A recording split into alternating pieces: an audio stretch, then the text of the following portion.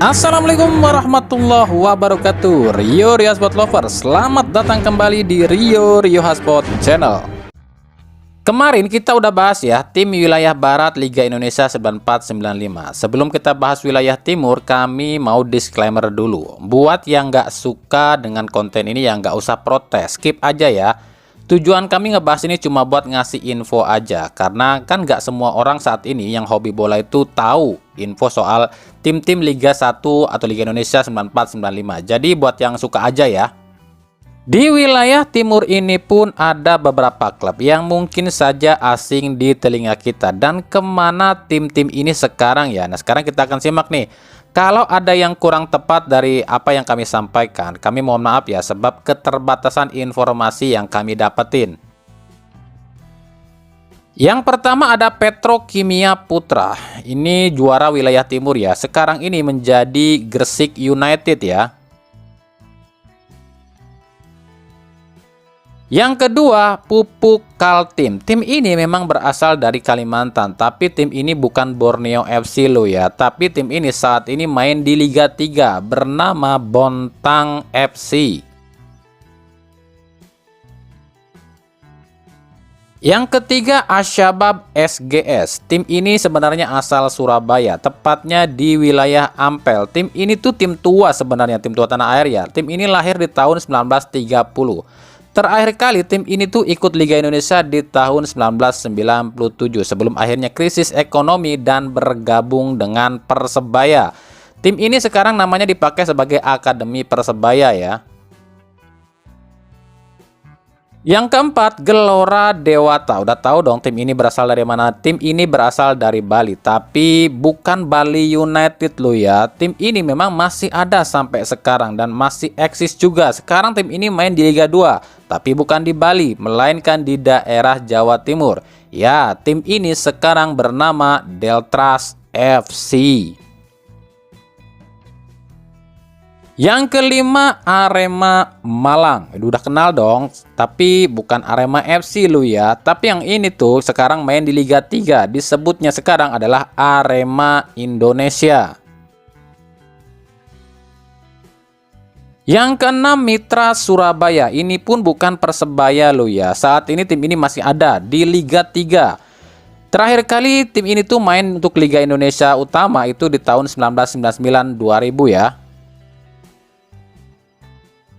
Yang ketujuh, Putra Samarinda. Udah hafal dong tim ini, masa nggak hafal juga? Tim ini tuh tim asal Kalimantan, tapi sekarang bukan berada di Kalimantan loh ya.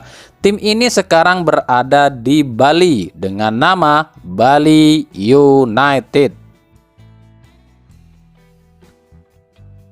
Yang kedelapan adalah Persegres Gresik. Udah tahu dong tim ini tim mana? Tim ini sekarang bersatu ya dengan Petrokimia dan menjadi satu dengan nama Gresik United.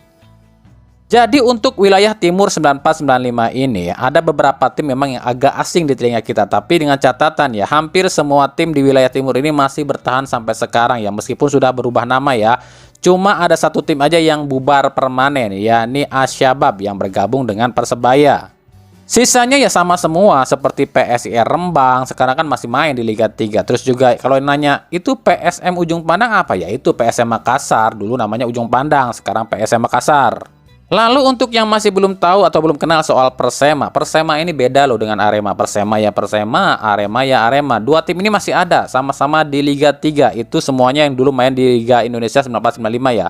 Untuk Arema yang sekarang di Liga 1 entah kami pun gak tahu ini tim mana nih, tiba-tiba ada di Liga 1 pokoknya.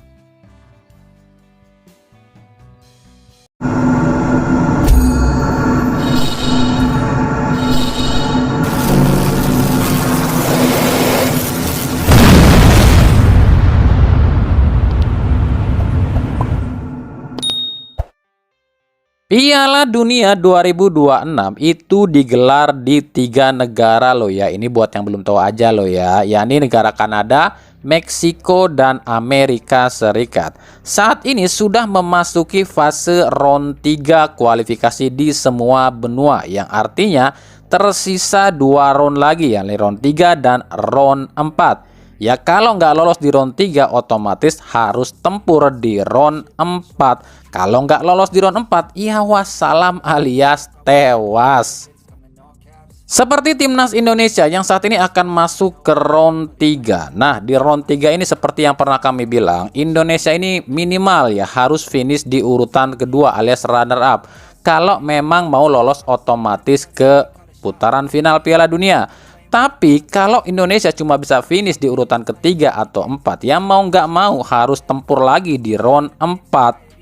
Dan jangan salah loh ya, di round 4 itu akan jauh lebih sulit karena yang diambil cuma juara dan runner up aja. Kita tahu Indonesia saat ini sangat sulit di round 3, tapi jangan pernah berpikir ya udahlah ya kita masih ada round 4. Itu pikiran yang sangat bodoh. Round 4 itu lebih berat, cuk.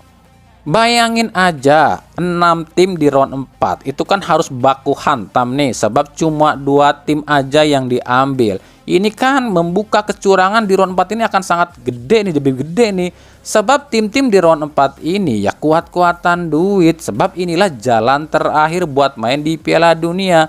Kalau tewas di round 4 ya wassalam. Makanya kita ini jangan pernah berpikir ya udahlah ya masih ada round 4 ini, jangan pernah seperti itu karena round 4 adalah round neraka.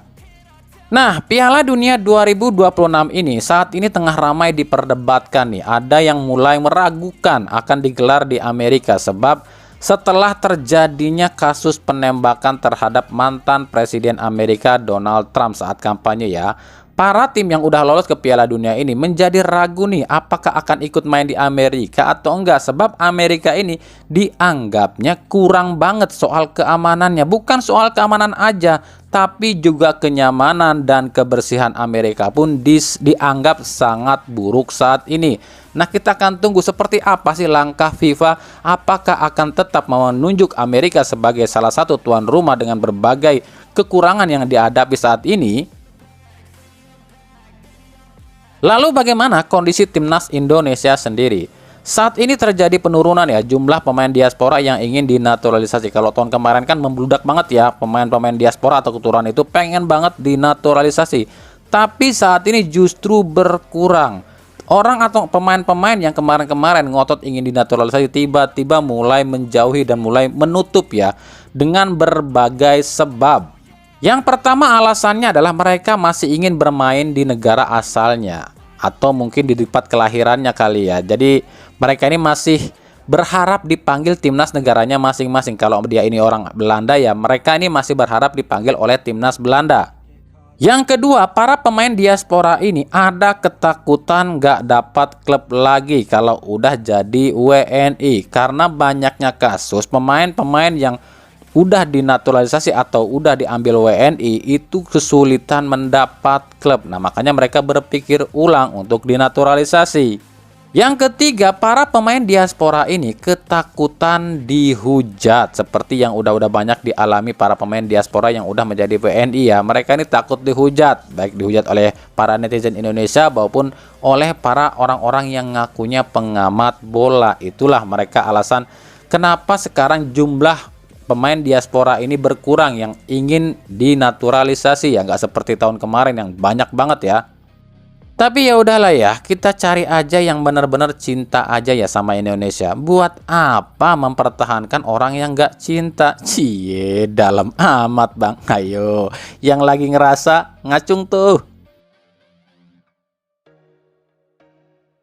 Lanjut kita ke berita klub ya. Madura United akhirnya meresmikan juga ya Jordi Wegerman yang diambil dari Liga Kroasia asal Belanda ya. Meskipun dia ini harganya di Transfermarkt 5,21 miliar, tapi Madura United mendapatkan Jordi ini secara gratis karena Jordi sendiri yang menawarkan diri ke Madura United, yang artinya Madura mah nggak ngeluarin duit karena dia yang mutusin kontrak sendiri di klubnya sebelumnya. Jordi memang sangat ingin main di Liga Indonesia agar dia ini dilirik oleh Sintayong dan bisa dinaturalisasi dan bermain untuk timnas Indonesia. Tuh udah ada yang ngebet banget tuh pengen jadi WNI, kenapa nggak ambil? Kenapa nyari pemain-pemain yang mikirnya cuma duit dan takut ini ono? Itu ambil aja tuh yang benar-benar cinta gitu loh. Dengan masuknya Jordi Wehrman ke Liga Indonesia, otomatis menambah daftar atau deretan pemain asing ya, yang baru pertama kali menginjakkan kaki di Liga Nusantara alias Liga Wakanda alias Liga Konoha. Nah, sekarang kita rekap aja nih. Ada siapa aja sih pemain asing yang baru pertama kali main di Liga Indonesia dan klub mana nih yang paling banyak nih? Yang pertama di Bali United itu cuma ada Brandon Wilson asal Luxembourg. Yang kedua di Persebaya ada Gilson Costa asal Portugal dan juga Slavko Damjanovic asal Bosnia. Yang ketiga di Persik Kediri baru ada Leo Navacio asal Brazil ya. Yang keempat Arema FC itu ada Choi Bong Kyung asal Korea Selatan dan William Marcelio asal Brazil yang sama-sama baru pertama kali ya. Yang kelima Madura United ada Dida kiper asal Brazil, Jordi Wehrman asal Belanda dan Iran Junior asal Brazil. Di PSS Sleman itu ada Alan Bernardon asal Brazil, Betinho asal Brazil, Chang Jimun asal Korea Selatan dan Danilo Alves asal Brazil. Yang ketujuh Persis Solo, belum ada sih Persis Solo sebab Karim Rossi udah pernah main di Liga 1. Yang kedelapan itu PSIS, ada Roger Bonnet dari Spanyol ya, dan Abdallah Sudi dari Burundi. Yang kesembilan Persija Jakarta, belum ada sih pemain baru pun belum ada satu pun Persija. Yang ke-10 Persita Tangerang, ada Igor Rodriguez dari Portugal, Sandro Embalo asal Portugal juga, dan Bruno da Cruz asal Brazil. 11 Dewa United, belum ada satupun pemain asing baru yang baru pertama kali main di Liga Indonesia ya. Semua pemain asing baru Dewa United ini udah pernah main semua di Liga 1. Yang ke-12 ada Persib Bandung, ada Mateo Kocijan asal Kroasia dan juga Gustavo de Franca asal Brazil. Yang ke-13 ada Barito Putra, ada Lucas Morelato asal Brazil. 14 Borneo FC, ada Ronaldo Rodriguez asal Brazil, Christophe Ndua Rugira asal Burundi, Berguinho asal Brazil dan Leo Gaucho asal Brazil. Yang ke-15 PSM Makassar, ada Aloisio Neto asal Brazil, Victor Luis juga asal Brazil, Latir Fail asal Senegal, Daisuke Sakai asal Jepang dan Nermin Haljeta asal Slovenia. 16 ada PSBS Biak, itu ada Juan Velasquez asal Brazil, Jonathan Machado asal Brazil juga, William Lugo asal Kolombia, Gabriel Esparza asal Argentina, dan Abel Araganas asal Argentina. 17 ada Malut United, ada Casio Shade asal Brazil, Webeimar Angulo asal Armenia, Tatsuro Nagamatsu asal Jepang, Adriano Castanheira asal Portugal, Jorge Correa asal Argentina, dan Diego Martinez asal Paraguay. Dan yang ke-18 ada Semen Padang, ada Tin Martik asal Kroasia, Juan Vargas asal Chili, Charlie Scott asal Inggris, Ryohei Michibuchi asal Jepang, dan Cornelius Stewart asal Saint Vincent. Jadi dari total 18 klub Liga 1 saat ini tuh udah ada 47 pemain asing yang baru pertama kali main di Liga 1. Dengan Malut United jadi tim terbanyak memakai pemain asing yang baru dengan 6 pemain ya. Nah nanti kita akan rekap nih, tim mana sih yang paling banyak menggunakan pemain asing baru di Liga 1 musim ini? Dan berasal dari negara manakah pemain asing di Liga 1 musim ini? Apakah masih tetap Brazil yang mendominasi ataukah ada negara lain?